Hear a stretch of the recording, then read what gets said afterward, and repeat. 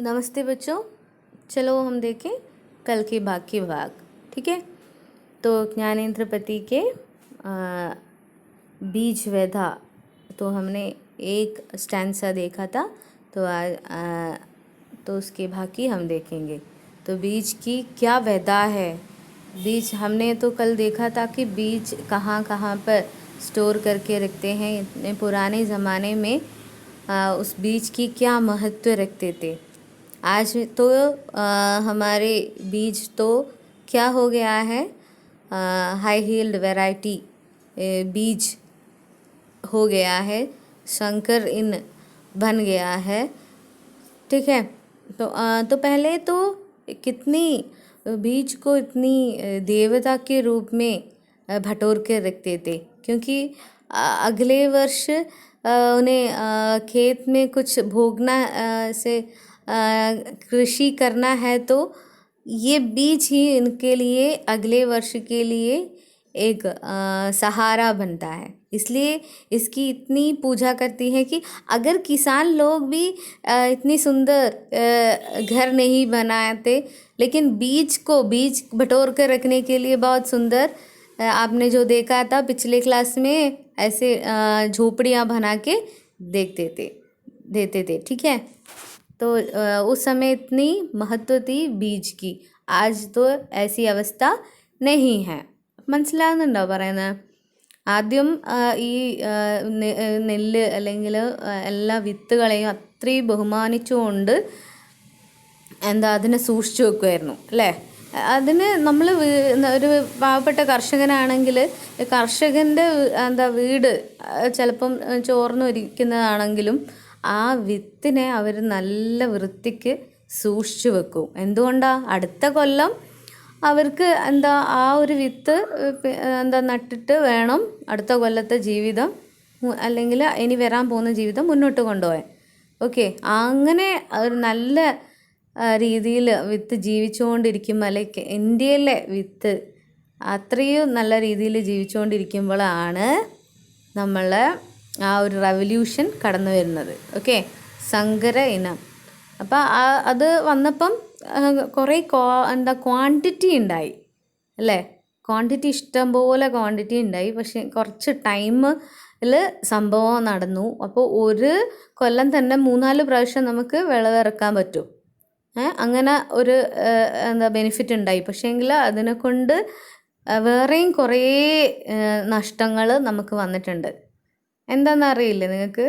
Fertilisers അധികം ഉപയോഗിച്ച് കഴിഞ്ഞാൽ ഉണ്ടാവുന്ന പൊല്യൂട്ടഡ് ആകുന്ന സോയിൽ, പിന്നെ ആ ഫെർട്ടിലൈസേഴ്സ് നമ്മൾ ഭൂമിയിൽ ഉപയോഗിച്ച് കഴിഞ്ഞാൽ ആ മഴ വന്നു കഴിഞ്ഞാൽ ആ വെള്ളം ഇങ്ങോട്ടേക്കാണ് പോവുക, നദിയിലോട്ട് പോവും. അപ്പം നദിയിലെ വെള്ളം കിണറിലോട്ട് പോവും. അപ്പം നമ്മൾ കുടിക്കുന്ന വെള്ളം മലിനമാണ്. അങ്ങനത്തെ പല പ്രശ്നങ്ങളും, നമുക്ക് അലർജീസ് ഉണ്ടാവും, പല രോഗങ്ങളും വരാനുള്ള ചാൻസസ് കൂടുതലാണ്. ഓക്കെ, बीज वेदाओं, वे बीज जो बखारी में बंद खुटलों में सहेजे हड्डियों में झुघोए दिनों दिन सूखते देखते थे मेघ स्वप्न. तो ये बीज के साथ साथ और एक व्यक्ति भी बहुत उदास है. ആരായിരിക്കും? ഈ വിത്തിൻ്റെ കൂടെ തന്നെ വേറൊരാളും ഇതേപോലെ സങ്കടപ്പെടുന്നുണ്ട്. ആരാണ്? കർഷകൻ അല്ലേ. അതേ അവസ്ഥയല്ലേ. സാധാരണ കർഷകർക്ക് ആ പാരമ്പര്യ വിത്ത് തന്നെയാണ് ഇഷ്ടം. അത്രേ വെള്ളം വേണ്ടു. ഇതിന് ഹൈബ്രിഡിന് നല്ല വെള്ളം വേണം, നല്ല ഫെർട്ടിലൈസർ വേണം. ഓക്കെ, മറ്റേത് ഓർഗാനിക്കാണ്. കുറച്ച് ചാണകവും വെണ്ണീരൊക്കെ ഇട്ട് കൊടുത്തു കഴിഞ്ഞാൽ അതങ്ങ് ഉഷാറാവും. ഓക്കെ, അപ്പം ഇവിടെ ദിനോ ദിൻ സൂക്തേ ദേഖ്തേ തേ മേഘ് സ്വപ്ന. तो बीज भी देख रहा है स्वप्न मैं कब സാർത്ഥക് ബനൂങ്കി അല്ലേ. ഞാൻ എപ്പോഴാണ് പൂർണ്ണത നേടുക. ഓക്കെ, ഭൂമിയിലേക്ക് പതിഞ്ഞു, അതിൽ വിരിഞ്ഞു അല്ലേ. നമ്മൾ കഴിഞ്ഞ ക്ലാസ്സിൽ ഇങ്ങനെ മുളച്ച് കഴിഞ്ഞിട്ട് ചെറിയ ചെറിയ ഇലകൾ വന്നു. അത് അങ്ങനെയാണ് പൂർണ്ണത ആ വിത്ത് നേടുന്നത് അല്ലേ. പിന്നെ അത് വണ്ണം വെക്കുകയാണ്. ഇതാണ് നമ്മൾ വിത്തിൻ്റെ പൂർണ്ണത എന്ന് പറയുന്നത്. അപ്പം ആരൊക്കെ സങ്കടപ്പെടുന്നു, ഒന്ന് വിത്തും അതേപോലെ ഈക്വലായിട്ട് സങ്കടപ്പെടുന്ന ആളാണ് നമ്മൾ കർഷകനും. ഓക്കെ, ഇങ്ങനെ ആകാശം നോക്കി മേഘം നോക്കിയിരിക്കുകയാണ് കർഷകനും. ഒരു വല്ലാതൊരു അവസ്ഥയിലൂടെയാണ് ആ ഒരു കാലഘട്ടം കടന്നുപോയത്. അവർ സംഭരിച്ച് വെച്ച വിത്തുകളെല്ലാം ഇപ്പോൾ അവിടെ കൃഷിഭൂമിയിൽ ഇടുന്നത്. അപ്പോൾ ഇതാണ് സ്ഥിതി, അതിൻ്റെ ഓരോരോ ഫോം. അപ്പോൾ അത് ഒരു നല്ലോണം ഉഷാറായി വളർന്നു കഴിഞ്ഞാലാണ് അതിൻ്റെ സാർത്ഥകത എന്ന് പറയുന്നത്, പൂർണ്ണത. ഓക്കെ, ഒരു ബീജ്, ഒരു വിത്തിൻ്റെ പൂർണ്ണത. ഇത് कृषक की झोपड़ी हैं जो अस्त व्यस्त हैं. इसमें छोटा छोटा घोल रहते हैं. ചെറിയ ചെറിയ ഓട്ടകളുണ്ടാവും. എന്തിനാണെന്ന് വെച്ചാൽ പിന്നെ കാറ്റ് ഉള്ളിൽ, നമ്മളിപ്പോൾ സൂത്രം എന്നൊക്കെ പറയും. ഓക്കെ, കാറ്റ് ഉള്ളിൽ കുടുങ്ങാണ്ടിരിക്കാൻ വേണ്ടിയിട്ട് ചെറിയ ചെറിയ ഹോള് വെച്ചിട്ടുണ്ടാവും. ഓക്കെ, വീട്ടിൻ്റെ ഓരോരോ ഭാഗത്ത്. അത് ഇതിനെ കവിതയിൽ പറയുന്നുണ്ട്, നമുക്ക് നോക്കാം. ചിലക്കത്തി दोपहरियों में उड़ेगी देह की मूंदी आंखों से, उन्नीदे देह के अनमुग घोंकों से निकलकर खेतों में पीली तितली की तरह मंडराते थे. तो किसान अब बहुत इस धूप में बाहर इस ചിലക്കത്തി എന്ന് വെച്ചാൽ തിളങ്ങുന്ന അത്രയും സ്ട്രോങ് ആയിട്ടുള്ള വെയിൽ, ദുപേർ എന്ന് വെച്ചാൽ ഉച്ച സമയത്തുള്ള വെയിലത്ത് ഇങ്ങനെ ഭൂമിയിൽ, ആ കൃഷിഭൂമിയിൽ ഇങ്ങനെ ഇരിക്കുകയാണ്. ഉഡ്ഹി ദേഹം കി മൂന്തി ആങ്കോസെ, ചുക്കി വരണ്ട ദേഹം. ഓക്കെ, അപ്പോൾ ആ കൃഷിഭൂമിയിൽ പണിയെടുക്കുന്ന സമയത്ത് നമ്മളുടെ ശരീരം വെയിലും മഴയൊക്കെ കൊണ്ട് ഒരു സ്ട്രോങ് ആയിട്ടുണ്ടാവും അല്ലേ. മൂന്തി എന്ന് വെച്ചാൽ ഇങ്ങനെ നമ്മൾ സങ്കടം കൊണ്ട് കണ്ണ് നേർക്ക് നോക്കാണ്ട് താഴോട്ട് നോക്കിയിരിക്കുന്ന അവസ്ഥ. മൂന്തി ആങ്കോസെ. നീന്തേന്ന് വെച്ചാൽ ഉറക്കം. ഇപ്പം ആ കർഷകന് ഉറക്കമില്ല. ഓക്കെ, എന്തൊക്കെയോ മാനസിക പ്രശ്നങ്ങൾ വരുവാണ്, സംഘർഷങ്ങൾ. അവർ ചെയ്തുകൊണ്ടിരുന്ന കാര്യമല്ല ഇപ്പം ചെയ്യുന്നത്. അവർക്കിപ്പോൾ സഫീഷ്യൻ്റായിട്ട് വെള്ളം വേണം, ഫെർട്ടിലൈസർ വേണം, അതൊന്നും നടക്കുന്നുമില്ല. ഇവർക്ക് കൂടിയാൽ കൂടുമോ സാധാരണ കർഷകർക്ക്? ഇല്ല. അപ്പം നീന്തേന്ന് വെച്ചാൽ ഉറക്കില്ലാത്ത അവസ്ഥ. ഗേഹ് കെ അൻമുഖ് ഘോഖോं से, तो उनकी नींदों में जो स्वप्न आते हैं, അല്ലെങ്കിൽ जब उन्हें नींद नहीं आते, അവർ ആ വീട്ടിൽ ഇങ്ങനെ കിടക്കുന്ന സമയത്ത് പണ്ട് കണ്ട സ്വപ്നങ്ങളെല്ലാം ഈ അൻമുദ് ഘോങ്കോ എന്ന് പറഞ്ഞാൽ നേരത്തെ ഞാൻ പറഞ്ഞില്ലേ ഓരോരോ ഹോള്, ആ പണ്ട് വീട്ടുകളിൽ ചെറിയ ചെറിയ ഹോളുണ്ടാവും, കാറ്റ് അങ്ങോട്ടും ഇങ്ങോട്ടും കിടക്കാനൊക്കെ ഉള്ള. ആ ഹോളിലൂടെ തൻ്റെ സ്വപ്നങ്ങളെല്ലാം ഇങ്ങനെ പറന്ന് പോവുകയാണ്. ഓക്കെ, ഉറക്കില്ലാത്ത രാത്രികളിൽ കർഷകൻ്റെ വീട്ടിൻ്റെ ഉള്ളിൽ ചെറിയ ചെറിയ ഹോളുണ്ടാവും. അപ്പോൾ ആ ഹോളിലൂടെ തൻ്റെ സ്വപ്നങ്ങളൊക്കെ പറന്ന് പോവുകയാണ്. കുറേ മനോഹരമായ സ്വപ്നങ്ങൾ കണ്ടിരുന്നു കർഷകൻ. അതൊന്നും നടക്കാണ്ട് ആ സ്വപ്നം മാത്രമായി ഇപ്പോൾ അത് സാധിക്കാത്ത അവസ്ഥയിലേക്ക് എത്തുകയാണ്.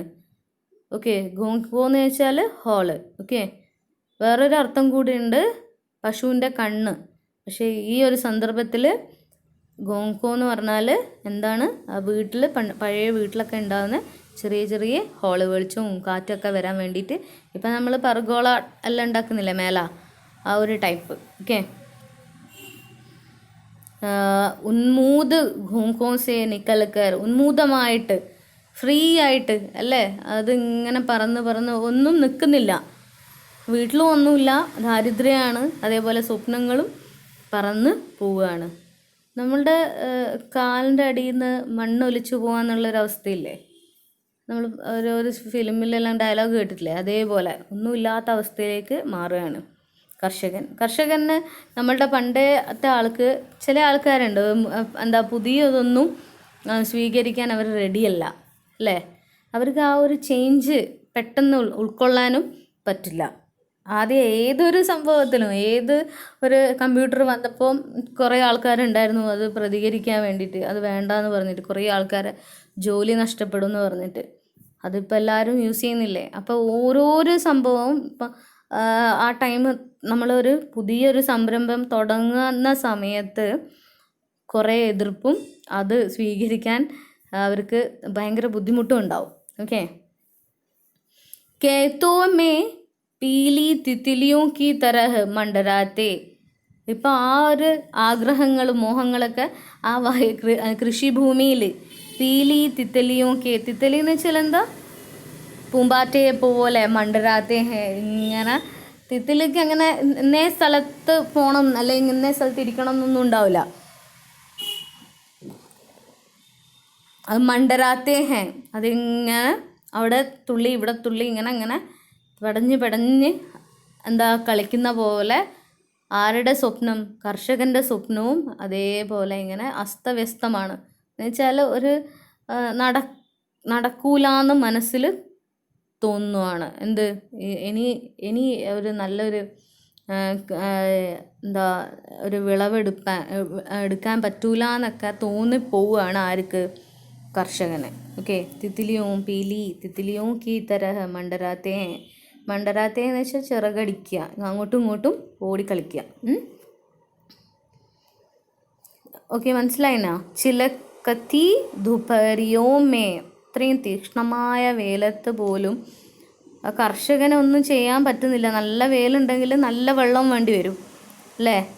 ഉഡ്ഹി ദേഹ് കി മൂന്തി ആങ്കോസേ. കർഷകനെ കാണുമ്പോൾ ഭയങ്കര സങ്കടം തോന്നുകയാണ്. എന്താണ് ദേഹമൊക്കെ അങ്ങനെ വറ്റി വരണ്ട പോലെ. മൂന്തി ആങ്കോസേ, കണ്ണൊന്നും നേർക്ക് എന്തോ ഒരു മടി പോലെ, ഒരു എന്താ എന്നെ കൊണ്ടൊന്നും ചെയ്യാൻ പറ്റുന്നില്ലല്ലോ എന്നുള്ള പോലെ. രാത്രി ഉറക്കവും ഇല്ല. എന്താ ഊ നീന്തേ ഗേഹ് കെ അൻമുക്ക് ഘൂക്കോസേ.